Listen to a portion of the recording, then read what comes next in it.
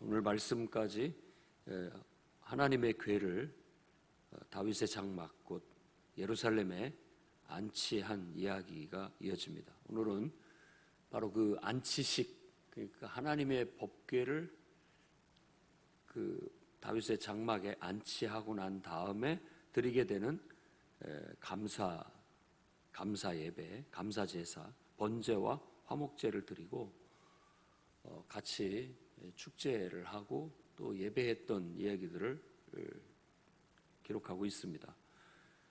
우리도 알다시피 어떤 행사가 있을 때 보통 떡 준비해서 이렇게 나눠주기도 하고 또 기념품 만들어서 나눠주기도 하는 것처럼 이 3절 말씀에 보면 다 거기에 참석한 사람들이 떡 한 덩이와 야자 열매로 만든 과자 그리고 건포도로 만든 과자 하나씩을 다 나눠줬다라고 그렇게 얘기합니다. 그렇습니다.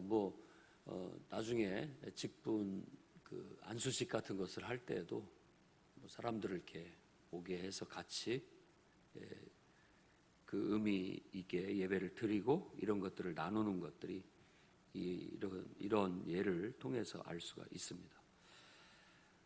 특히 다윗의 장막에서는 이 찬양 이걸 뺄 수 없는 특징으로 보여지는데 오늘 이 말씀에도 7절부터 36절까지 그 아삽이 이끄는 찬양대가 부르는 노래라고 해서 거기에 소개해 놓고 있습니다. 그래서 8절부터 36절까지 이어지고 있는데 이 내용은 시편, 지금 우리가 이 성경에 있는 시편의 내용들에 그대로 들어가 있습니다.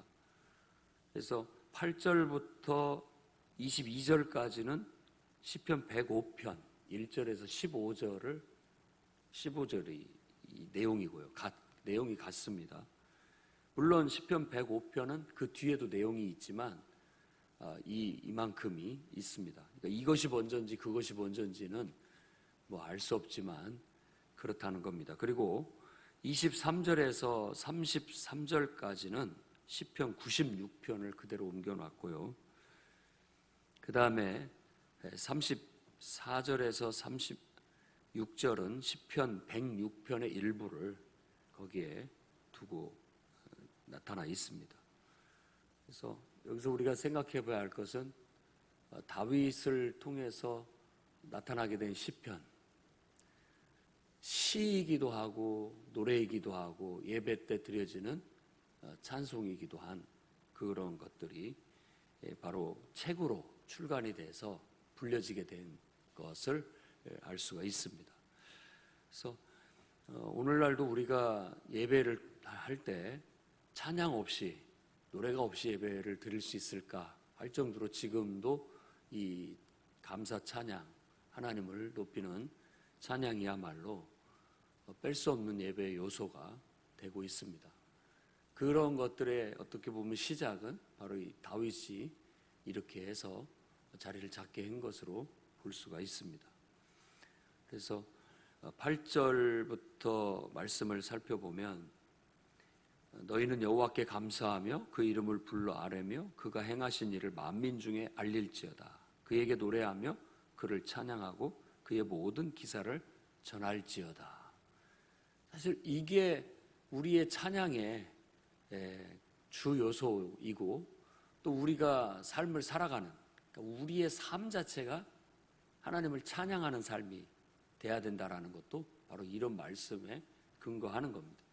늘 우리가 하나님께 감사하고 그분이 행하신 우리를 통해서 행하신 일들을 만민들 속에서 드러내는 것 그것 자체가 찬양인 겁니다. 그러니까 노래로도 하나님을 찬양할 수 있지만 우리의 삶 자체로서 하나님을 드러내는 것 그래서 그분이 높임을 받고 칭찬을 얻게 되는 것 그게 바로 찬양인 겁니다. 또 우리가 회중들이 모여서 같이 회중 찬양을 부르며 하나님을 찬양합시다라고 했을 때 우리에게 가장 중요한 요소는 그 찬양 속에서 하나님을 떠올리는 겁니다.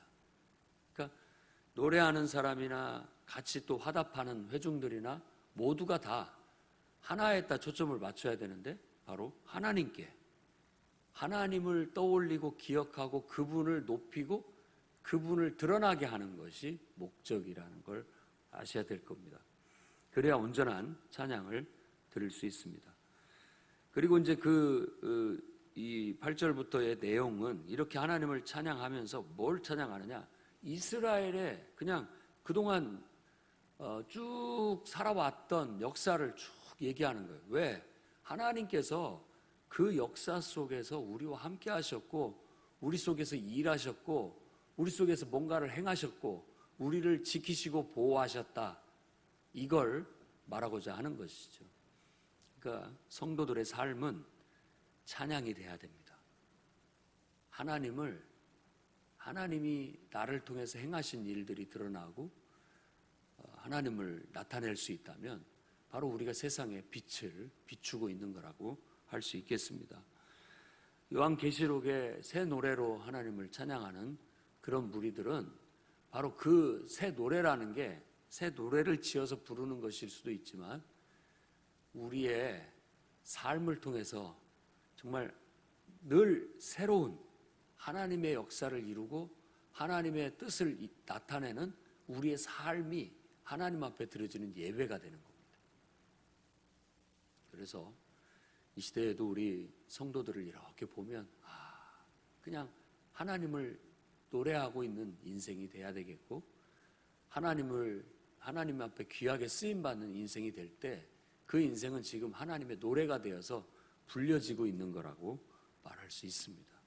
그래서 그런 감동을 그대로 고백하는 게 시가 되는 거고, 그런 감동을 선율에 올려놓았을 때 노래가 되는 것이고, 그런 것들이 모두가 다 공감하는, 그리고 하나님께 영광이 되는 그런 노래일 때 사라지지 않고 오래도록 사람들 속에 입에 오르내리며 불려지게 되면서 노래가 계속 전파되게 되는 겁니다. 그래서 이렇게 노래를 통해서도 하나님을 드러낼 수 있고, 또 그것을 통해서도 교훈이 되고 교육이 되고, 그렇게 또 신앙이 전수되기도 하고, 이런 일들이 이루어지게 된 겁니다. 그래서 참 귀한 것인 것 같아요.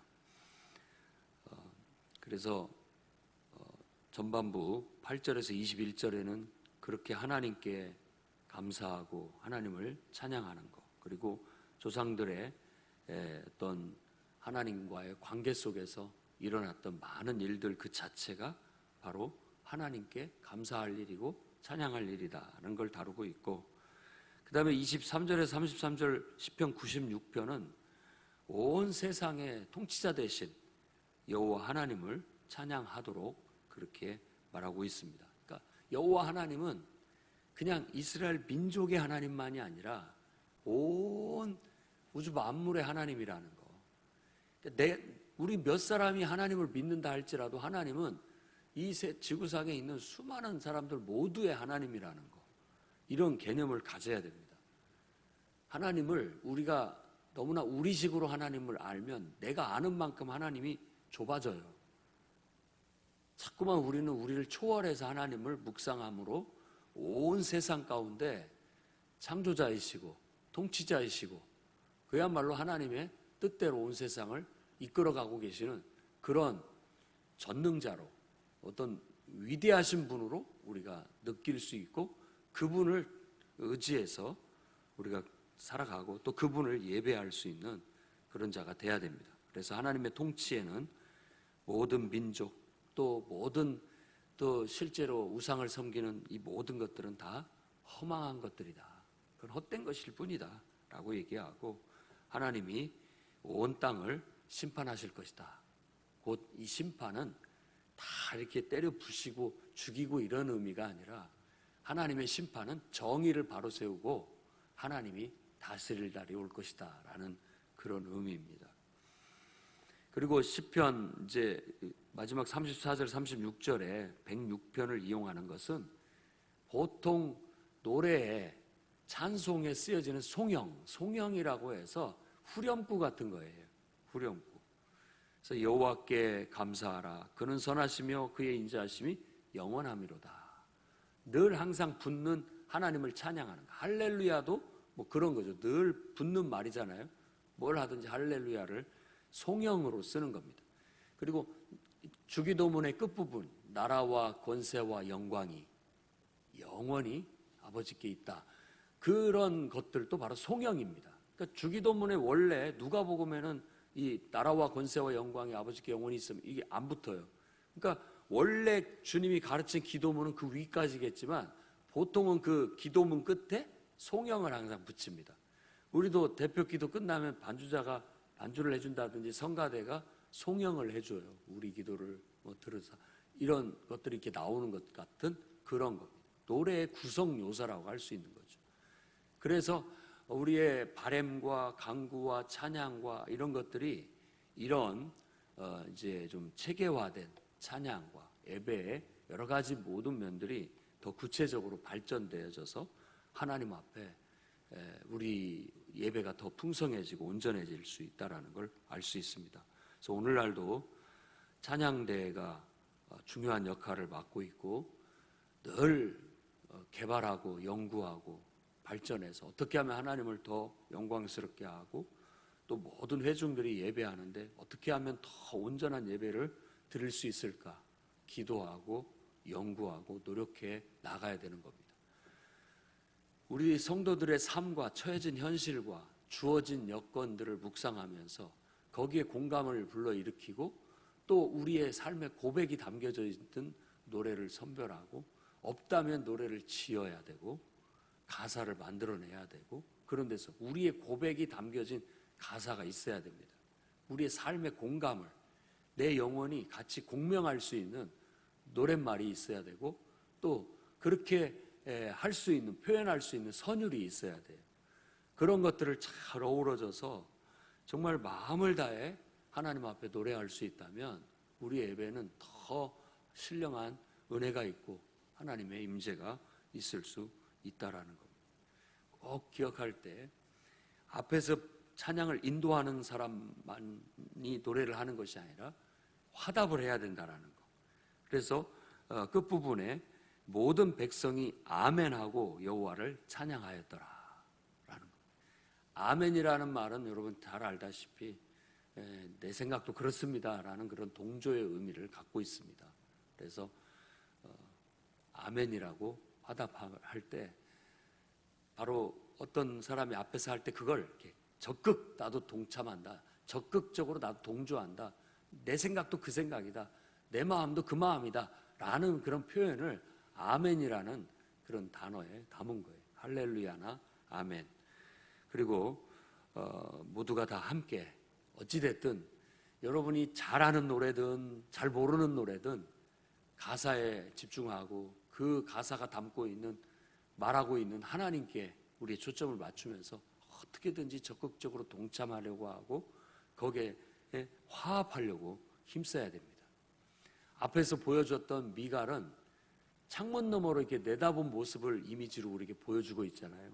예배에 동참하지를 못하고 나는 남처럼 이렇게 보고 있는 것이고 예배를 보러 가면 안 됩니다. 그런 의미에서 창문 너머에서 이렇게 쳐다만 보고 있고 그 쳐다본다라는 뜻이 뭐냐면 예배를 평가하고 있는 거예요. 우리는 예배를 평가하기 위해서 모인 사람이 아니고 예배에 동참하기 위해서 모인 거예요. 우리 수준이 높든 낮든 뭐 그 속에 나도 함께 어우러져서 같이 어울리는 그런 예배가 진정한 예배인 것이죠. 그래서 여러분들에게 대표 기도를 시킨다든지 혹은 또 특송을 시킨다든지 뭘 하든지 이런 요소들이 여러분들이 적극적으로 참여해야 할 부분들입니다. 왜냐하면 몇 사람들만의 그냥 예배가 아니라 모두가 다 동참해서 자신의 고백과 자신의 헌신과 이런 것들이 다 어우러질 때 이게 노래가 돼서 하나님 앞에 울려 퍼지게 되는데 몇 사람만 앞에서 하고 나머지는 다 그것을 지켜보고 평가나 하고 앉아있는 그냥 예배 보러 온 사람들이라면 그건 콘서트에 가는 거나 똑같은 거죠. 심지어 콘서트 가는 사람들도 다 매니아들만 가면 거기에 다 푹 빠져서 이렇게 막 적극 지지하고 환호하는 사람들입니다. 우리의 예배는 그 이상이 되어야 돼요. 우리의 예배는 그 이상이 되어서 모두가 다 그냥 하나님의 매니아들이 돼서 예수 그리스도의 매니아가 돼서 푹 빠져서 그 은혜에 감사하고 그냥 예수 이름만 들어도 환호성이 터져 나오고 가만히 있을 수 없는 그런 막 흥분의 이 표현들이 나타나야 되고, 찬양을 할 것 같으면 막 하자 해서 같이 동참해서 왜 하지 않았느냐 하는 식으로 적극적으로 참여해서 찬송하고, 찬송을 막 더 했으면 좋겠고, 예배를 더 오래 했으면 좋겠고, 끝나는 것이 아쉽고, 이런 마음으로 우리 예배가 드려지면서 예배는 늘 예배당에 와서 드리는 이 예배가 이 방아쇠처럼 우리의 삶의 영적인 동력이 돼서 이것이 잘 돼서 이게 삶으로 이어져 나갈 수 있도록, 그래서 삶 속에서도 그 받은 은혜가 내 삶에 영향을 미치고 늘 그 드렸던 예배가 머릿속에 남고 그 은혜가 내 가슴 속에 남아서 삶에도 영향이 미쳐질 수 있도록 돼야 되는 겁니다. 그게 우리가 말하는 정말 하나님 아버지 품 안에서 힘과 용기를 얻는 살아있는 예배예요. 그런 예배가 될 수 있도록 인도자나 또 모든 회중이나 다 한마음으로 이렇게 할 때 그야말로 너무나 보기 좋고 아름답고 또 우리에게 영적인 생명이 공급되어지는 능력 있는 예배가 될 수 있다고 믿습니다. 그러니 우리 모두가 다 함께 협력해서 정말 살아있는, 그리고 기쁨이 있고 감동이 있고 하나님의 능력의 역사가 나타나는 그런 예배를 드릴 수 있도록 힘써 주셨으면 좋겠습니다. 그다음 37절부터 마지막 절까지의 이야기는 이제 다윗이 그 장막을 만들었고 그 장막을 관리하는 담당자를 선정하고 배치하고, 그리고 이제 이 언약궤 안치식을 끝내고 돌아간 얘기를 합니다. 근데 여기에서 하나 우리가 유심히 봐야 할 내용입니다. 이런 건 관찰을 통해서 연구를 통해서 나타날 수 있는 부분인데, 39절에 보면 제사장 사독과 그의 형제 제사장들에게 기브온 산당에서 여호와의 성막 앞에 모시게 하여, 이 기브온 산당을 여기에 소개하고 있어요. 근데 이 기브온 산당은 솔로몬이 1000번제를 드린 곳입니다. 그러니까 예루살렘의 성전이 지어지기 전에 지금 다윗의 장막은 예루살렘에 있습니다. 그런데 기브온 산당에도 성막이 있는 것으로 소개되고 있어요. 그리고 제사장이 지금 대제사장이 둘입니다. 아비아달과 사독. 아비아달은 예루살렘에 있는 성막을 담당하고 있고 사독은 이 기브온에 있는 산당을 담당하고 있는 거예요. 그래서 이런 말씀들을, 이런 한 구절을 가지고서 해석하기가 참 어렵습니다. 그러나 그냥 우리가 생각할 때, 또 많은 학자들도 추측을 할 때, 이 모세의 성막이 옛날부터 전통적으로 내려왔던 것은 기브온 산당에다가 뒀고, 그래서 그것을 사독 계열의 제사장들이, 레위 사람들이 거기에서 그걸 돌보게 했고, 예루살렘에는 다윗이 새로운 장막을 지어서 그곳에 언약궤를 두게 하고 거기에서 아비아달 대제사장을 세워 나머지 사람들이 그걸 섬기게 했던 것으로 그렇게 볼 수 있습니다. 그러니까 솔로몬이 1000번제를 드리러 기브온 산당에 갔던 것이, 그것이 이 역대기에 나와 있는 사무엘 열왕기 상하에 나와 있는 산당 예배를 금지했던 그런 것과는 무관하다라는 겁니다. 그리고 이 기브온 산당도 솔로몬이 예루살렘의 성전을 건축하고부터는 이제 일원화되는 겁니다. 다윗의 장막도 기브온 산당도 다 이제 솔로몬 성전으로 일원화돼서 중앙 성소를 통해서 모두의 중구난방으로 각자 하나님을 섬기고 예배하는 것들을 통일시키는 거예요. 그럼으로써 왜곡되고 또 막 잘못된 신앙으로 이렇게 치닫고 있는 것들을 다 이렇게 정리해서 균형을 잡게 되는 겁니다. 그래서 오늘날 이런 것들을 봤을 때에도 우리가 중앙 성소를 중심으로 한다는 건 우리는 섬기는 교회를 중심으로 해서 막 어디서 이런 얘기도 듣고 또 저기서 저런 얘기도 듣고 막 복잡하게 해서 어디서 막 이상한 신앙으로 가는 것들을 방비하고 건전한 신앙, 통일된 그런 건전한 신앙, 복음주의 노선 안에서 신학적인 노선과 영적인 노선과 이런 모든 면에 있어서 검증되고 안전한 범위 내에서의 신앙생활을 해나갈 수 있도록 하는 것은 건전한 교회에 소속되어 그 교회에서의 가르침을 따르고 또 실천하는 데 집중함으로써 가능해진다라는 것, 이걸 우리가 마음에 새기고 오늘도 실천해 나갈 수 있기를 바랍니다. 기도드리겠습니다. 거룩하신 하나님,